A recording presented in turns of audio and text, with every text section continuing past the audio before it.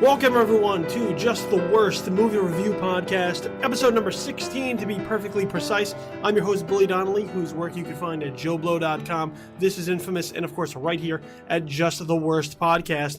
And a little bit of a wrinkle this particular week. A couple of movies coming out this weekend, and as we usually do week in and week out, I like to review the new films that are hitting the theaters over the weekend, the new releases, and kind of give you a lay of the land and our perspective on it. Unfortunately, due to some scheduling conflicts and some overlaps and just a bunch of snafus, it was actually impossible for me to check out 13 Hours this week as well as Ride Along 2. So you're going to have to proceed at your own risk in seeing those two films. But rather than completely blow off a show for this week for really no reason other than the studio's fault, I guess we can chalk it up to, the 88th Academy Award nominations have now been announced out into the world. So I thought it would be prudent for us to discuss that and sort of get an idea of what was nominated, why it was nominated, and what the success chances for some of these films might be in capturing that golden man late in February. And doing that, to join me this week, he is the co-founder of HitFix.com. You can also read his work right now at awardscampaign.com, where he breaks down the very things that we're going to be talking about today. And you can follow him on Twitter at the Gregory E. Greg Ellwood. So, dude, thank you very much for joining us today to talk about the Oscars.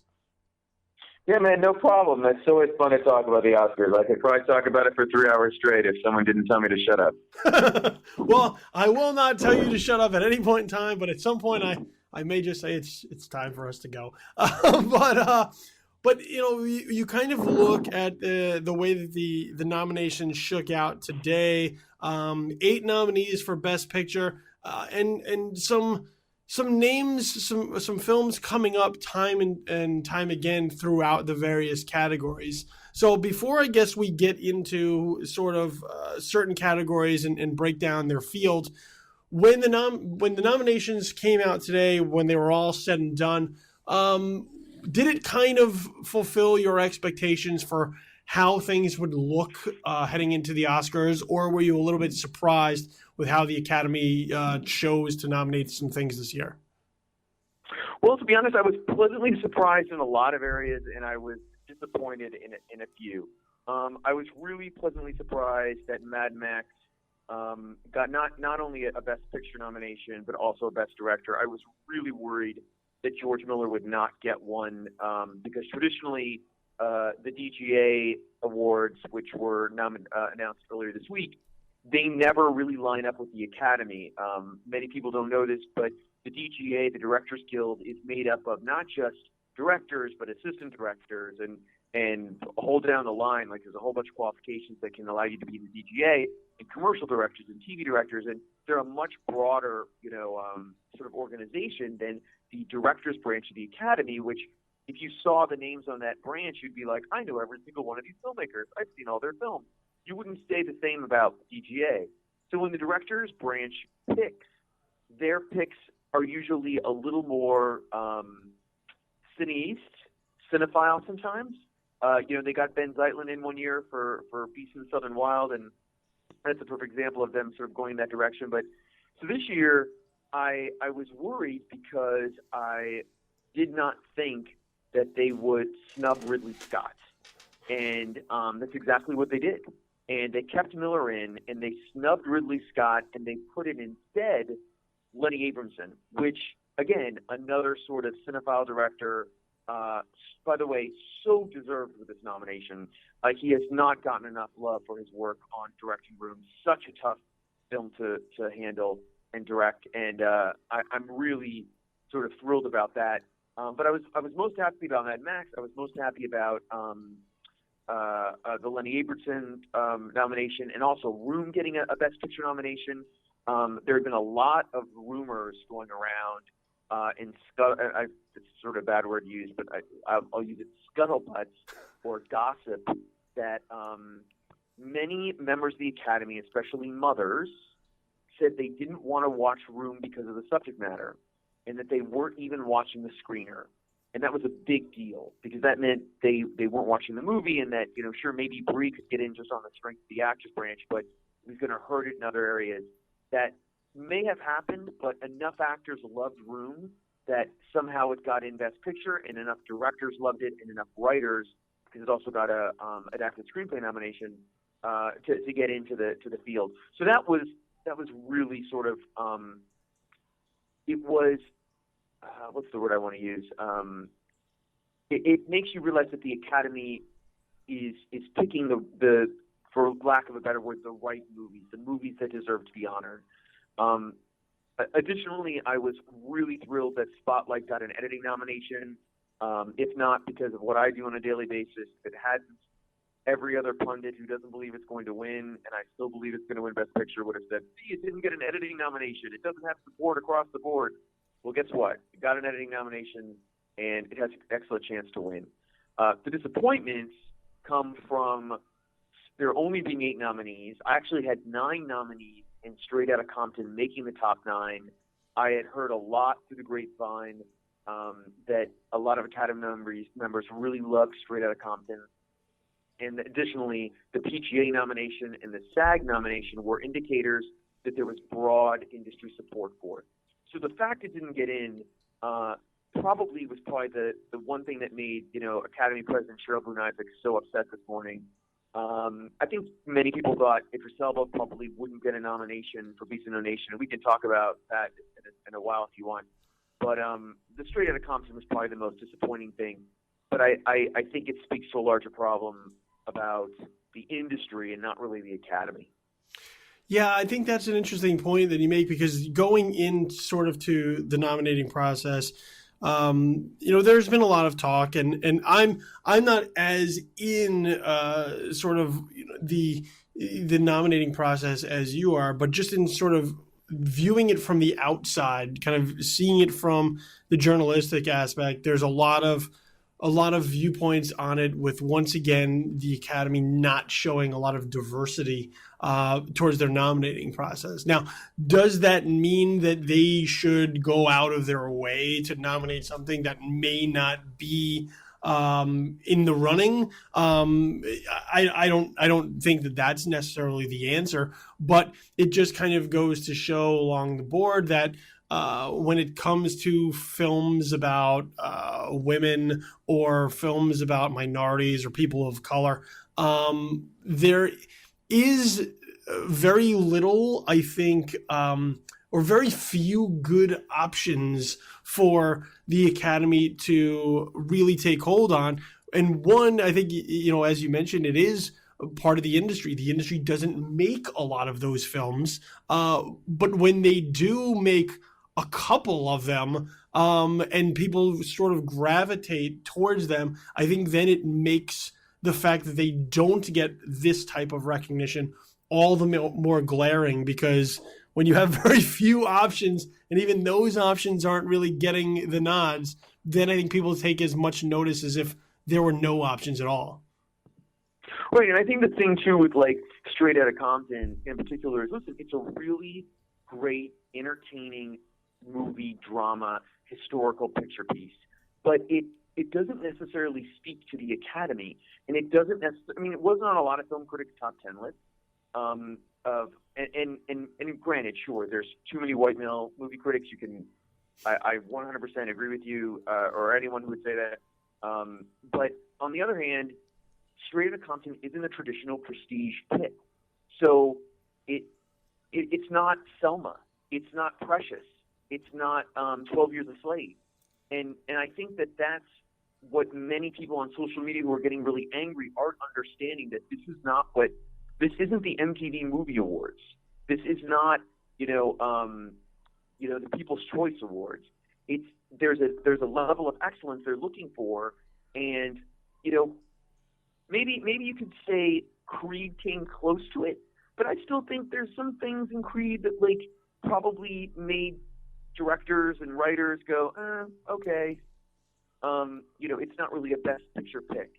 And the other thing is, it's hard to get a Best Picture nomination. you need 300 votes out of 5,000 people. That is actually harder than it sounds. By the way, I apologize. 300 first place votes, and it's just tough. But you know, the one film that probably had a shot was Beasts of No Nation. If Beasts of No Nation had had more critical acclaim, and it just didn't get there enough. You know what I mean? Like, it had a lot of supporters, but just not enough. And then I am utterly convinced that Netflix, who, by the way, you're on the East Coast, right? Yes. Gotta be. Yeah. So in LA, they spent a ton of money. Beasts of No Nation. They put billboards everywhere. They did all these lunches that were luncheons that were hosted by tons of former Academy winners who were supporters of the film. They did everything they could to convince the Academy that it was a movie that deserved to be nominated, that Idris deserved to be nominated. And the problem is that I think because they released it day and date on Netflix and it bombed in theaters, and it wasn't in theaters very often, I think the members of the Academy noticed that. And I think that's one reason why Idris didn't get nominated, because I don't think many people in the Academy thought he was in a movie. And there's a big difference between, you know, SAG nominating the film, because SAG members are a lot of TV actors and a lot of actors who do stuff that aren't in movies, who see it as one big thing. And they probably were like, oh, I love that. I saw it on Netflix. It was great. And I think that's a problem for Netflix sort of going forward. That's a business thing for them that they have to realize, and maybe they'll change their strategy.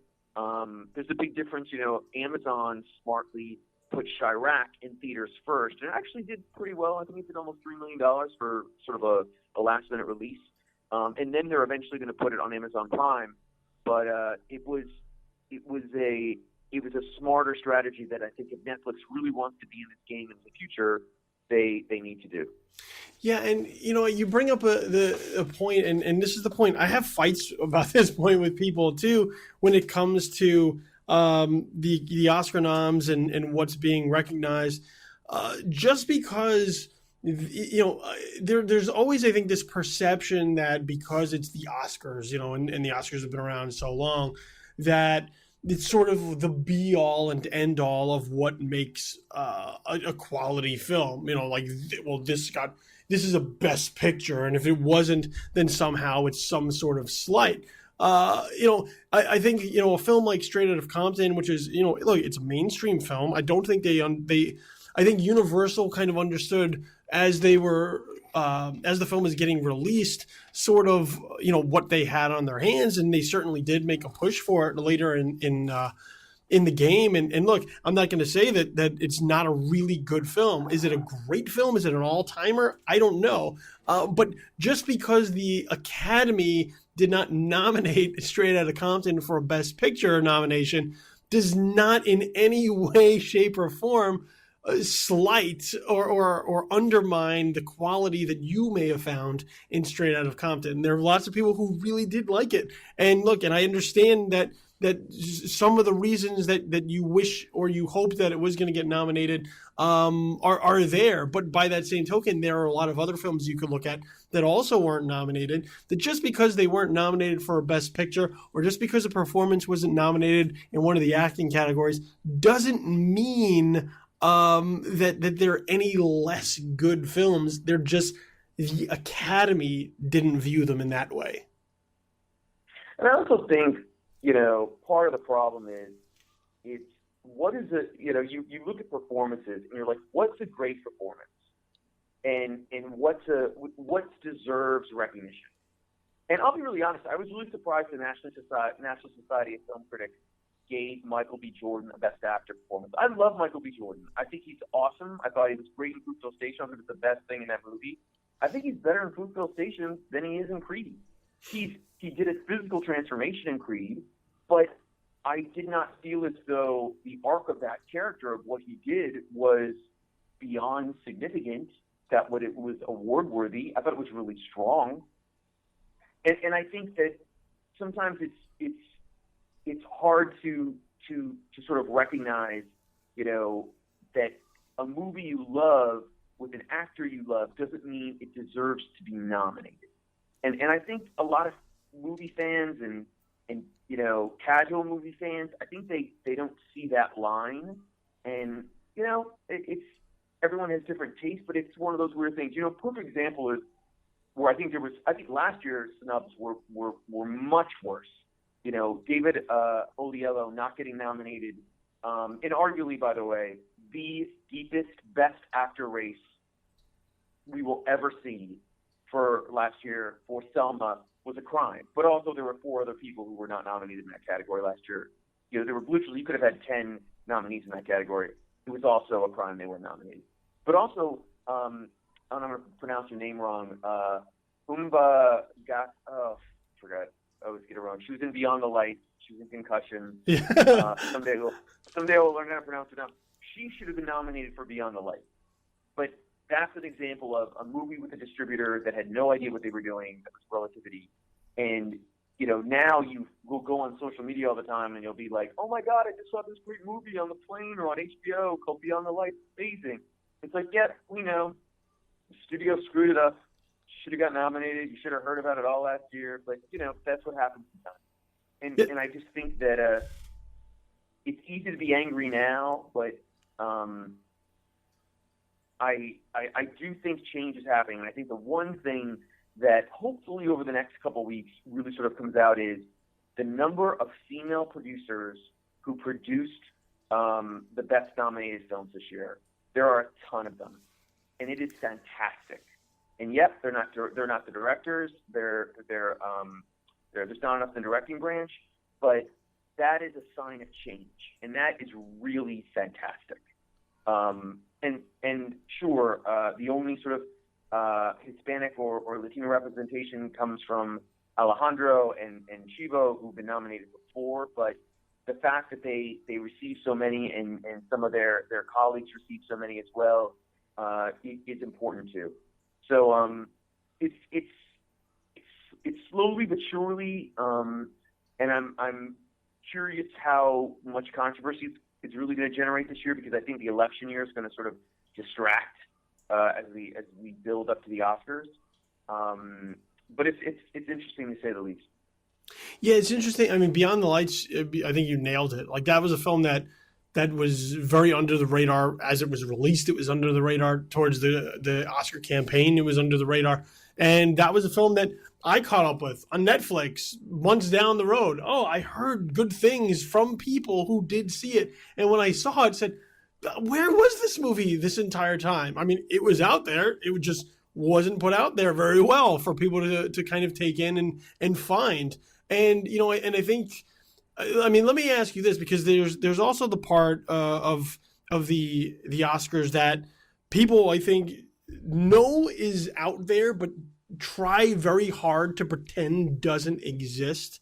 And that's the hype and the campaign machine that goes into pushing a film for these types of awards, this type of recognition. And I think a lot of times people, once again, just think it's a lot of times based on quality, some sort of objective, omnipotent presence of the Academy looking down and saying, nope, that one, not that one, that one, not that one. When really there's so many other moving pieces that go into what makes an Oscar-nominated film, an Oscar-nominated performance, technical awards. There's a lot that goes into it that's not just solely quality.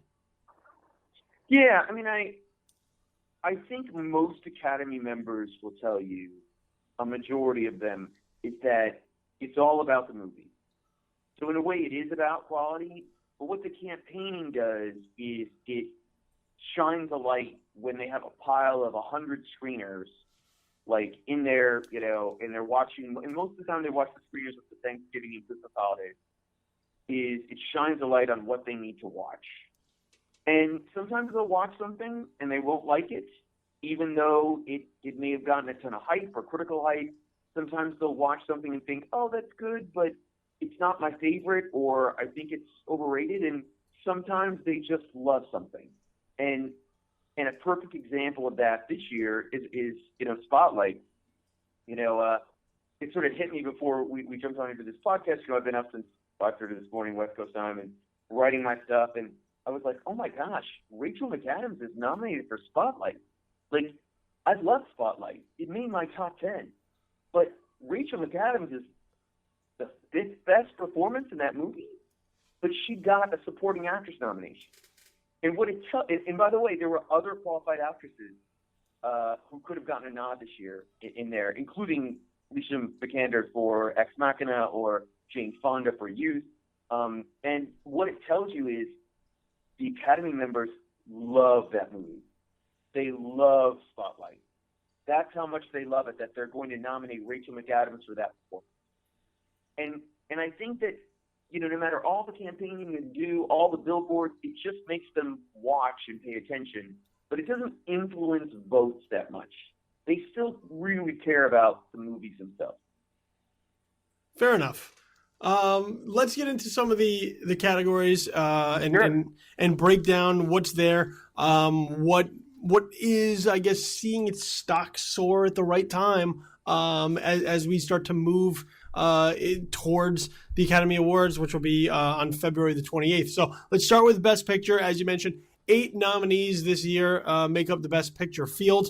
The Big Short, Bridge of Spies, Brooklyn, Mad Max Fury Road, The Martian, The Revenant, Room, and Spotlight.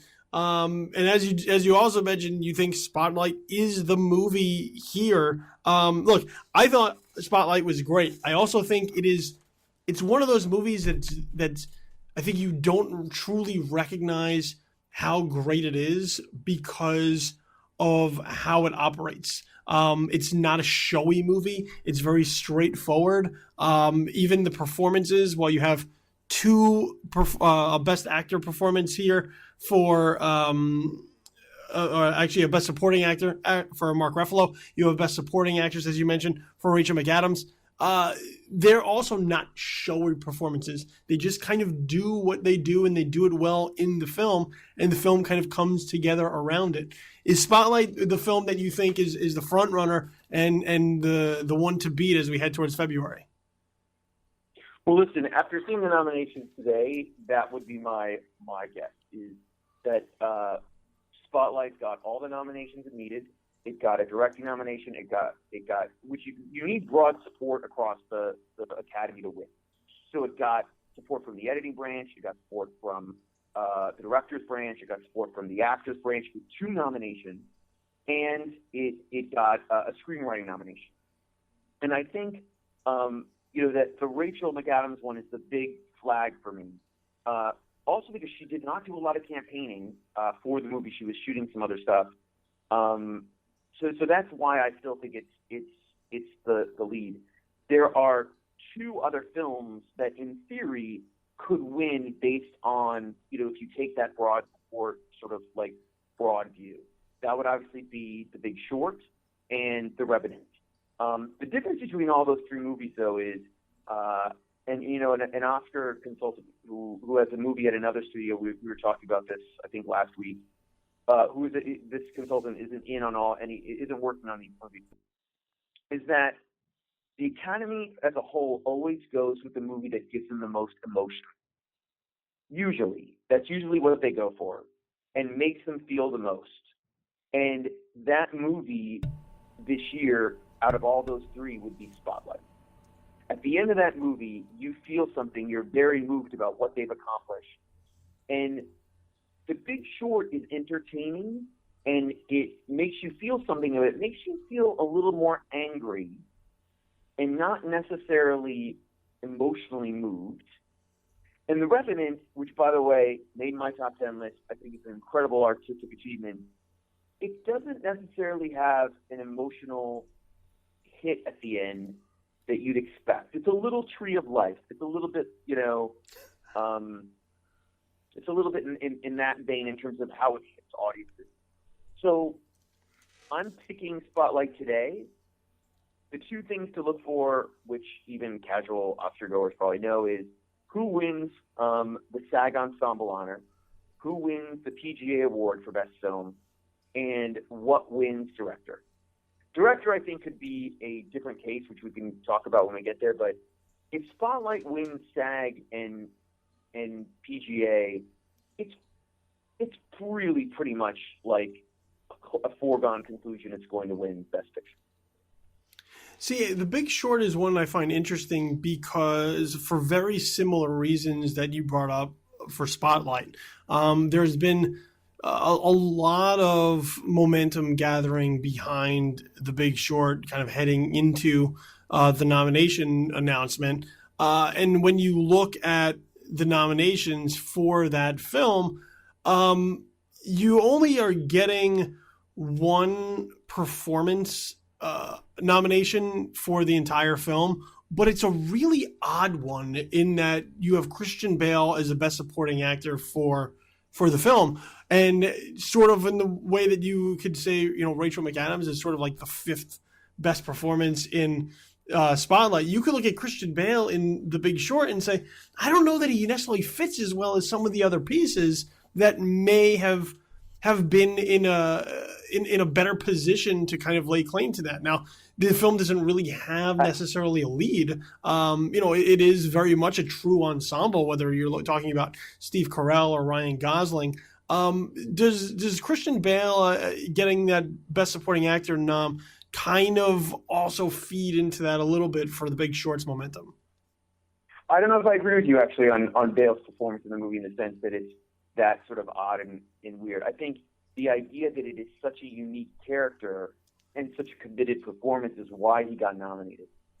I think it's to me, hands down, it's the best performance in the movie, and it's the one with the most depth. And I think Carell didn't get nominated because it's very one note. He's very angry, and he's angry through the whole film, and it's very sort of this flat line of his performance. And Bale is not really that in the movie. It's a much more nuanced thing, and I think that's the actors, whether it's SAG or the actors in branch in BAFTA, because we got a BAFTA now too, or even in the Academy, seeing that in that performance. I think the difference between him and Adams in Spotlight is a big deal. Listen, The Big Short, if it wins SAG Ensemble, which it absolutely could, if it wins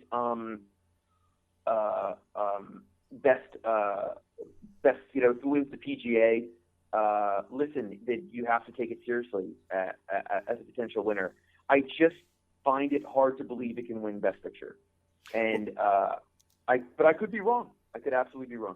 Well, let's talk about the other film that the more populist, I guess, of all the nominees, which would be Mad Max Fury Road. The Martian would probably be there as well, just because of the fact you're talking about a film that a lot of people saw, was very mainstream, a lot of sort of popular support for it. But I think Mad Max Fury Road would be there as well because of the fact that this is the type of film that usually would never get nominated for Academy Awards, particularly for Best Picture. And as a result, you're going to have a lot of casual people watching the Oscars who are rooting for Mad Max Fury Road because it feels like it's one for them. Does Mad Max Fury Road have a realistic chance of being that kind of film here at the Oscars? Well, I'll say that Mad Max is a better shot now than The Martian. But I think that the thing with Mad Max is, it didn't get an acting nod. And this is the Academy, the Academy nominated Tom Hardy in supporting for The Revenant, but didn't nominate Charlize Theron for Best Actress. And now, I'll be honest. So basically, it shows that here's the thing: Mad Max got nominated because of support from below-the-line members in the Academy and from the director's branch and members of writing. That's the writer's branch, or not writing, sorry, like editing branch. But all those below-the-line members is how it got in. That's how it got the 300 votes it needed. It did not probably get a lot of first-place votes from the actor's branch, and maybe. And that's fine because that's why it's it's not just the Actors Award, but you need the Actors branch is the largest branch in the Academy, and you need their support if you're going to win Best Picture. And to not get a nomination, it's just really hard to win. The only way I could see it winning is if somehow Spotlight and Big Short split the vote, and it sort of comes through. But then again, listen, if Mad Max surprises and wins PGA and Miller wins the Director's Guild, it is absolutely possible. But right now, it's really Big Short, Revenant, Spotlight, and then Mad Max, and then The Martian, sort of like, if you're going to rank them. Yeah, I mean, the Mad Max in that way is sort of an X factor, sort of a wild card, because it's a film that's not necessarily built upon performance. You wouldn't look at Tom Hardy as Mad Max and say, well, that's a best actor, because it's a very understated, very quiet role. A lot of it is things happening around him that wouldn't necessarily make him that performance stand out. I would say that that Charlize Theron not being nominated for Furiosa, and that I think people sort of took notice of that. They may look at Jennifer Lawrence and Joy as maybe like, well, did that film and that performance really belong over something like Charlize Theron and Mad Max? But I think in that way you have to look at Mad Max, because Mad Max is, I mean, it's really the film part of it. You look at it and 10 nominations, a lot of them technical, but the best picture is there, the best director nomination is there, and that's kind of what it's building. It's run on is basically, it's the whole thing. It's the whole picture, not necessarily the individual pieces, which as you mentioned, though, like those individual pieces add up. That support adds up to the whole scheme of things. So I think in that way, that's where Mad Max is an interesting film as a Best Picture nom, because it's not it's not structured in the way that a traditional Best Picture movie would be. But it's also tough because you need momentum. And Mad Max did not get a Best Film nod from BAFTA. So if you think about how the next couple of weeks work and how Academy members, are going to sort of be seeing things in the press as they're, when they get their ballots, I think it's February 7th or 8th this year they get their ballots, they will have seen whoever the winner of SAG is already. They would have seen whoever the winner of the PGA is already. And then the next one, before ballots close, is BAFTA. And they're not going to, there's no chance that they're going to either see George Miller with a win or they're going to see the picture get a win. And that hurts the films, like that hurts any case that it could win. We'll see what happens. The only positive that I can think of is if there's any voters on the fence. I've heard from other consultants who did not think Mad Max was going to get in, because they would hear from so many voters in the Academy who would say, I'm not even watching it. That's an action movie. I didn't even open the screener. And still it got nominated. If those people go back now, and many of them do, and watch the nominated films they hadn't had time for, does that get some votes? Hey, anything's possible, but it wouldn't be shocking, but it would be somewhat surprising. Fair enough. The Revenant is the top nomination getter throughout the entire Academy Award nomination process. 12 nominations for The Revenant. Mad Max second with 10. 7 for The Martian, which would be third. Were you surprised with how much love The Revenant got from top to bottom across all categories leading into today? Yeah, I knew it was going to have a lot because of Below the Line and Leo, and it was going to get picture and director. By the way, it did not get. I have to correct myself. It did not get a screenplay nomination. So it does not have the writer's support that Big Short and Spotlight have. So I need to correct myself on that. But it does have a Tom Hardy nomination, which means actors thought it was great, which was sort of shocking. But yeah, I wouldn't have thought 12. I would have thought maybe 10. I didn't have an in for costumes in my picks, but it got in there. I mean, I think that's how why. I think I thought it was going to have 10 and it had 12, and it was costumes and Hardy that sort of gave it to 12. But it's an amazing achievement. I mean, the thing about the movie is that it's a big hit, and if it continues to be a big hit, that could influence PGA voters. I know a couple PGA voters who aren't in the Academy who already made it their number one pick this year. So in theory, maybe it wins PGA, but I don't. We'll see. But the big thing about Revenant, it's all about Leo. This is Leo's year. He's going to win Best Actor. You can go to Vegas. It's totally going to happen. And if that helps the new Regency and Aaron Milchan get his money back, God love him, because they need it. That movie costs an insane amount of money. Well, Vegas, here I come then, because and because that was the next question I was going to ask, because there's a lot of talk about this. Is this Leo's year? Oh, look how much he wants this. Is he finally going to get rewarded? And I thought, when you sort of look at the Best Actor field, outside of him, I don't think there's a lot that blows you away. I think there's some really nice performances, but I think they are on a different level than DiCaprio is in The Revenant. And that's not to knock on any of them. Like I said, I think they're all very good in their own way. It just seems like he is set up in such a way that the only way he could possibly lose this is if, like, he starts Bill Cosbying people and just, like, everything falls out from under him at this point. I mean, is it that slam dunk that there's no chance for any of these other nominees? For the Academy Award, yes. I will say there is a shot that Bryan Cranston could win the SAG Award, because actors love Bryan Cranston. They love him so much.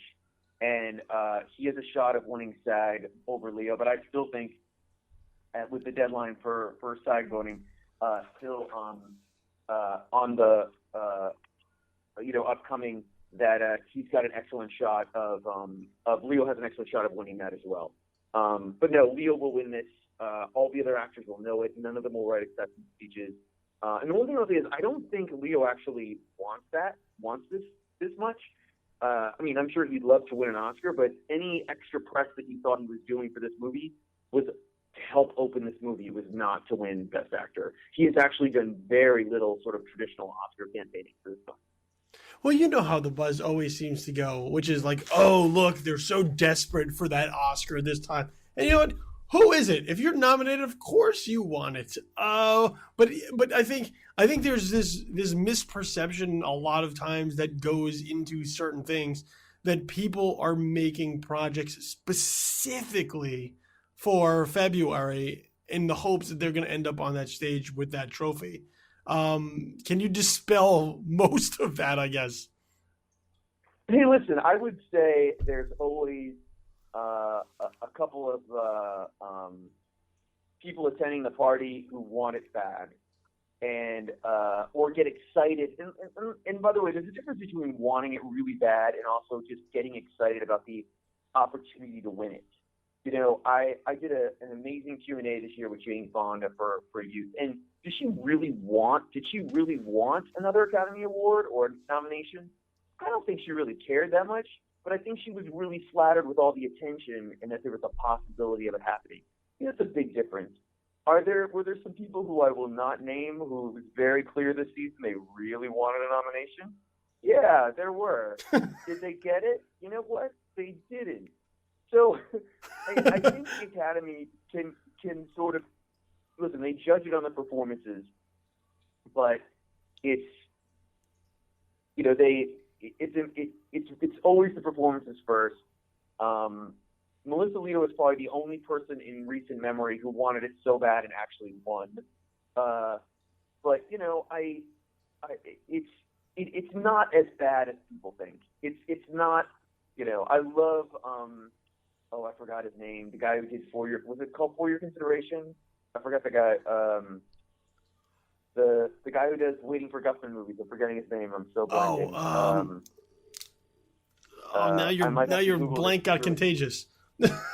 Hold on a second. I can't believe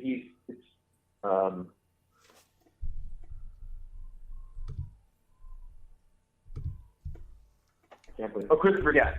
Like, it's not as comical sometimes as it is in that, like, that sort of scenario, but it's there. Like, it can be there. And to be honest, I think the big surprise is often the people who want it the most aren't actors. I mean, they do, but writers really want it a lot sometimes, and directors too. It's really important for directors, and a nomination can mean, like, let's be really honest. Lenny Abramson, he will get paid and will probably get in his contract director's cuts because he got an Oscar nomination. That would not have happened if he did. Even if Room had been nominated for Best Picture, his agent couldn't fight for that. Now he can. That's why to writers and directors, it's going to be really important. I want to talk about Carol because there was a lot of talk, sort of in the beginning of the awards season about dividing the division of the performances. Which performance was Best Actress? Which performance was Best Supporting Actress? Obviously, they pushed for Cate Blanchett for the Best Actress nod and for Rooney Mara for Best Supporting, even though you could argue that they are co-leads very much in that way. But when you look at sort of the lay of the land, and this was a film that was beloved by a lot of people. No Best Picture nod for Carol, no directing nod for Todd Haynes. That film wasn't really in the conversation outside of those particular two performances. Was there sort of a disconnect between the Academy and sort of the critical realm, I guess, as far as Carol and how good this film was? Oh my gosh, a disconnect between the Academy and critics. We've never heard of that before. Listen, I consider myself a critic as well, and a pundit, and a commentator, and someone who has opinions on films. And I saw Carol at Cannes, and I thought it was very good, and I didn't think it was going to get nominated for Best Picture. And it was very hyped, and there was this core of critics that adored it and thought it was amazing. And I was like, I don't even think it's personally one of Todd Haynes' top 4 directing, achievements. Like, I would put Safe and Velvet Goldmine and Far From Heaven and I'm Not There ahead of it. And it's not that it's a bad movie. I mean, I think it's a fine film, and I love the performances. But, I could talk about Carol for a while, but that was my instinct then, just like at the Cannes before, my instinct was Foxcatcher was not going to get nominated for Best Picture, and surprise, didn't get nominated for Best Picture. And my take was, when it started winning all of the critics' honors, I started putting it in my top 10 because I'm like, okay, well, maybe I was just wrong, and maybe it's playing better to the Academy than I thought it was. Would. But what a very passionate amount of critics and some people in the industry felt about the movie didn't really translate to the rest of the Academy. And what you would hear from a lot of people was that the movie was very cold, and maybe it was too cold. And I think maybe that made the relationship between the two characters harder to understand. And it also may have been the year. In another year, maybe it would have made Best Picture. I don't fault, there was someone on Twitter today saying that they fault Harvey Weinstein and the Weinstein Company for not giving it the right push. That's not true. They pushed this movie like you wouldn't believe. No one needed this movie to be a Best Picture nominee more than Harvey Weinstein because for what he paid for it and the amount he's already spent on marketing, it needed to get a nomination so that it hit a certain box office threshold, which it will probably not hit now. So I don't buy that. I just feel like it was probably too cold for the Academy. And there may just be something about Haynes' directing style that is, I don't want to say an acquired taste, but it may just never speak to the Academy. He hasn't had the ability, like, say, a Gus Van Sant, to sort of, like, change his tone a little bit when he goes from one film to another. Do you know what I mean? Yes. And who knows, maybe 10 years from now he'll make something that they'll adore, and he'll finally get a well-deserved nomination. I'm a big Todd Haynes fan. I just don't – I think probably like many members of the Academy, they didn't think this was his best movie.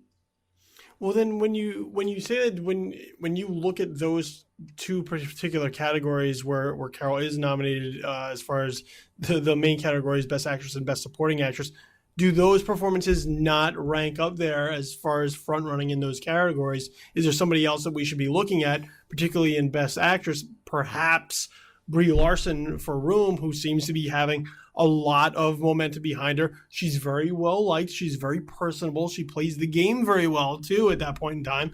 And the film has a lot of support. Is Brie Larson up there for Best Actress then? Listen, I love Kate for Kate Blanchett's work in Carol, but she was never winning Best Actress. Everyone associated with that movie would know that she was never going to win.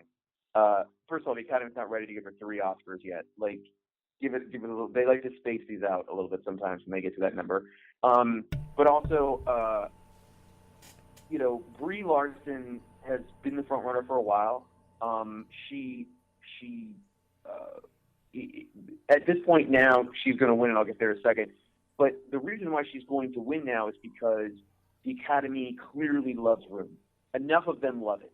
They nominated for Best Picture. They got Lenny Abrahamson in there. It has a screenwriting nomination as well. There is a passionate fan base for that movie. She is going to win. Now, if Room hadn't been nominated for Best Picture, if Abrahamson hadn't been nominated for Director, and it had just been Brie getting a nod, there was a shot that maybe Saoirse Ronan could have come in and won, because I think the Academy adores her as well, and it's an amazing performance. And I still think Saoirse is going to win the BAFTA award for Best Actress, and you could look at momentum and see that she had a shot. But at this point, after what Room has done, it's pretty much guaranteed that Brie's going to win. She and Leo are locks. And as far as Best Supporting Actress, which is usually typically more unpredictable of the categories, that's where a lot of surprises have tended to happen over time. Are we looking at another surprise year as far as who may come out of the Best Supporting Actress category? I'll be honest, right now, it's a pick-em. I honestly have no idea who's going to win. I don't think Rachel McAdams is going to win. But I do think it could be Vikander, it could be Winslet, it could be Rooney Mara, maybe even. Although she's sort of prickly, and I don't know if she can win. But I nothing would surprise me in the category. Hey, maybe even McAdams. Listen, if McAdams wins that, you might as well write in that it's Spotlight's winning Best Picture, because if they're going to give her that honor, then they love that movie so much. I don't know. You can make a number of different arguments. They might give it to Vikander on the strength of both her work in Danish Girl and in Ex Machina, but I don't know. And it's a tough call. It is the toughest call so far. And let's touch upon Best Director before I let you get out of here. Sure. With 5 nominees standard there in Best Director. Adam McKay for The Big Short, as we mentioned, getting a lot of momentum. George Miller for Mad Max Fury Road. Alejandro Iñárritu, I think I got it there, for The Revenant. Lenny Abrahamson for Room, as well as Tom McCarthy for Spotlight. You mentioned that Spotlight is the front runner for Best Picture, a lot of support. But as we have mentioned, it is sort of a very just their movie. Not a lot of exceptional style. Even though there's a lot that's there. If you really look at it, you can see a lot of just how well put together film it is. But it's not as flashy as some of the other nominees. Is Tom McCarthy have a shot at this? Is this Iñárritu because of the spectacle of The Revenant? Does George Miller have a shot because of what Mad Max Fury Road is? Who do you like as Best Director? Well, right now, I got to say that it's probably a 3-person race between Tom McCarthy and Alejandro again, and George Miller.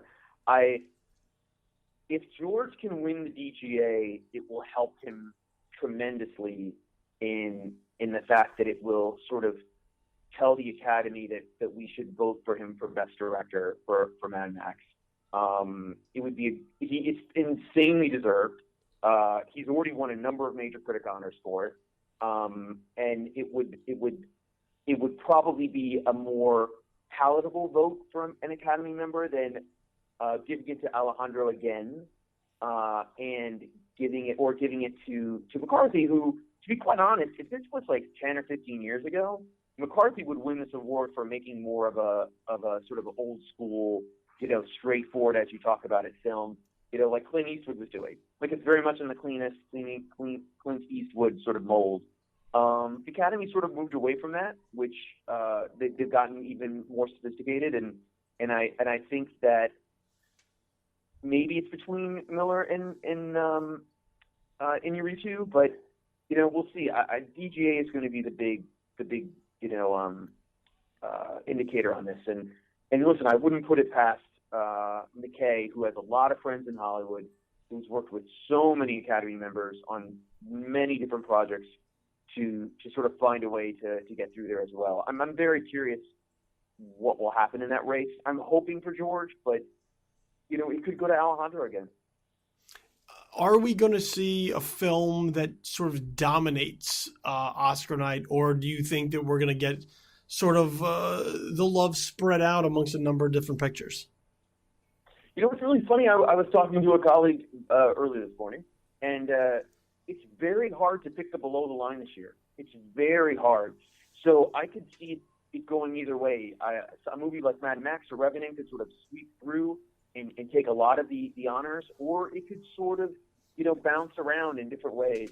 Listen, I'll say this. If The Revenant does something surprising, like it wins PGA, let's say Spotlight wins SAG and Revenant wins PGA, it's possible Revenant could be sort of the technical below-the-line film that the Academy loves.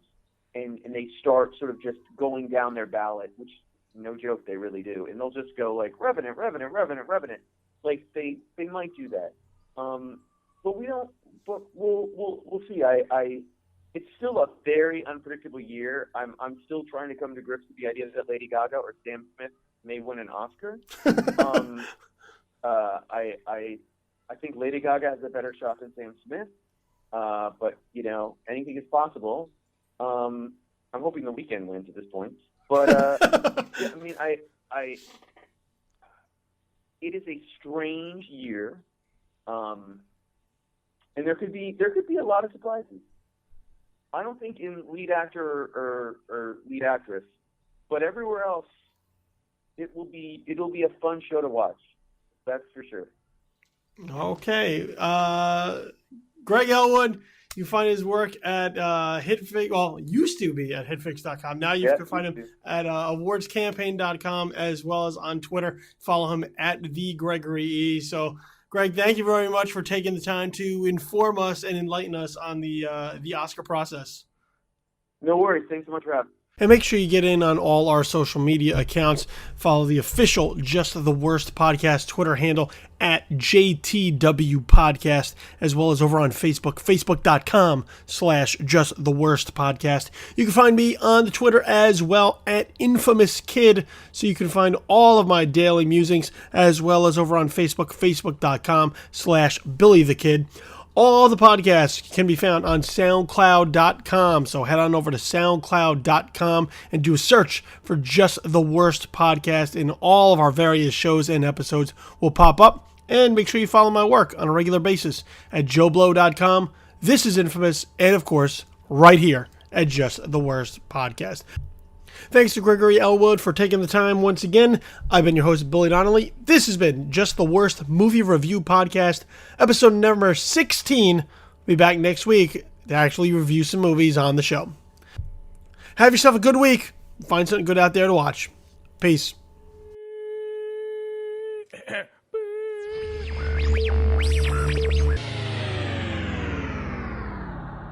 Just the Worst Movie Review Podcast, episode number 16, has been a presentation of Just the Worst Podcast Media.